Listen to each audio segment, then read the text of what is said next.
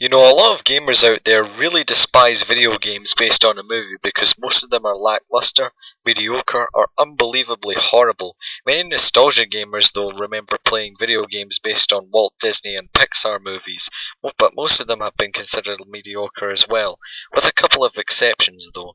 If there was any game based on a Disney movie I love, it would be Disney's Tarzan, adapted from my all-time favourite Disney movie, Tarzan.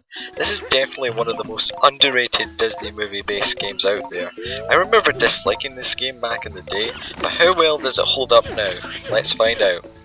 Okay, why should I explain the story? Seriously, this is a movie-based game, so you don't need me to explain the story in the video game. Just get your lazy asses out of the house and go see it in the cinema! Oh wait, it's 2011, and Tarzan was released in 1999. Skipping to gameplay! So Tarzan is a 2D platformer with some 3D levels as well, where the gameplay is just like any other 2D platformer, where you just get from point A to point B and have a certain number of items to collect. Your main collectibles are Tarzan tokens, which if you collect 100 of them will give you an extra life. You will also have to collect letters of Tarzan's name, which will unlock bonus items and movie clips, and collect pieces of a sketch drawing, which will take you to a bonus round to help you get more items. Now, what many movie-based games have been known for is that they've been infamous for ripping off many other popular platformers or other video games. And is this game any different?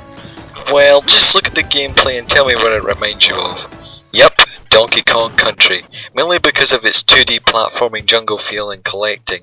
You have small fruits to use to defend yourself against animals, which is kinda odd because I always thought that the animals in the movie were friendly with Tarzan, but oh well. Along the way there'll be different types of levels, like running away from a stampede of animals like the elephant stampede, which yes are similar to the boulder running from Crash Bandicoot. There are times when you'll play as different characters like Jane and Tarzan's best friend Turk. You will only play Jane once in the baboon chase, and Turk's gameplay is pretty much identical to Tarzan's. There are a few bosses in the game as well, but these bosses are pretty boring and kinda tedious even for a movie-based game. But hey, at least they're better than A Bug's Life's bosses. Along the way you'll get to do Tarzan-like actions like swinging on vines and grinding across tree branches, but I will warn you, your reaction time has to be spot on if you're gonna get through these parts without dying. Many people criticize the controls for being sticky, but from what I've played, the controls are completely responsive and just need a little bit of time to get used to. Overall, the gameplay, yeah, is generic and will probably not appeal to you at all, but if you can look past that problem, you're bound to have an entertaining 2D platforming experience.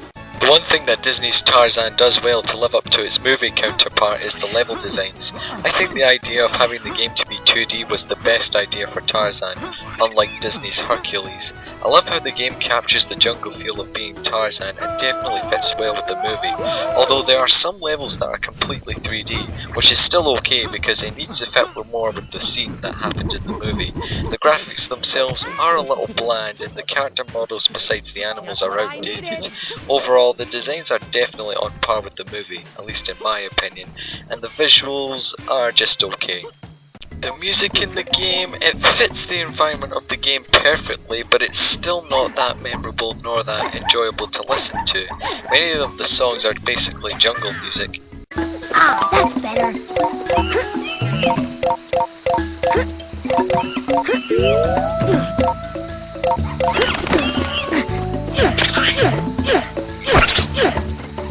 That's better.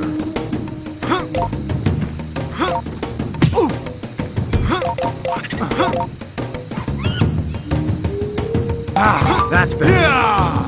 Yeah. But other songs are remixes of vocal songs done by Phil Collins in the movie.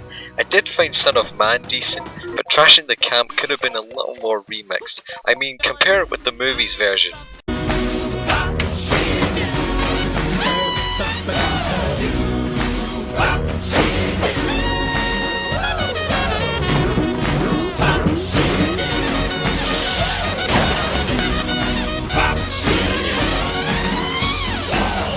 And here's the game's version.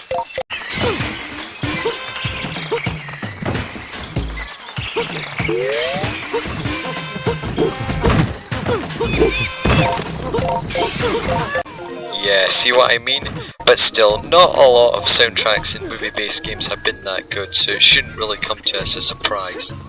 While many people criticise the game for is its difficulty, I will agree the game is a tad too difficult for a kids game, but trust me when I say I've played more difficult games out there. My main complaint with the game is that the vine jumping is pretty mediocre.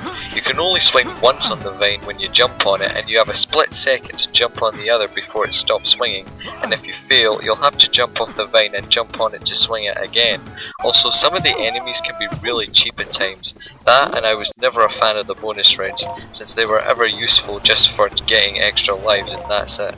Overall, out of all the Disney movie-based games I played, this one is one of my favourites. Sure, the game lacks gameplay wow factor in that there are a lot of things in this game that could have been improved, like the vine jumping, but if you can look past these things, then chances are you'll enjoy the most out of this underrated gem.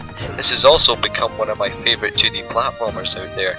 In fact, maybe in future when I get tired of reviewing games, I might do a movie review on Tarzan in the near future. I give Disney's Tarzan a bag of tangy cheese Doritos meaning great and can play it again. So that was Disney's Tarzan for the PlayStation 1. Hope you all enjoyed this review, and stay tuned for my next video, my top 5 video games I used to hate and now I don't.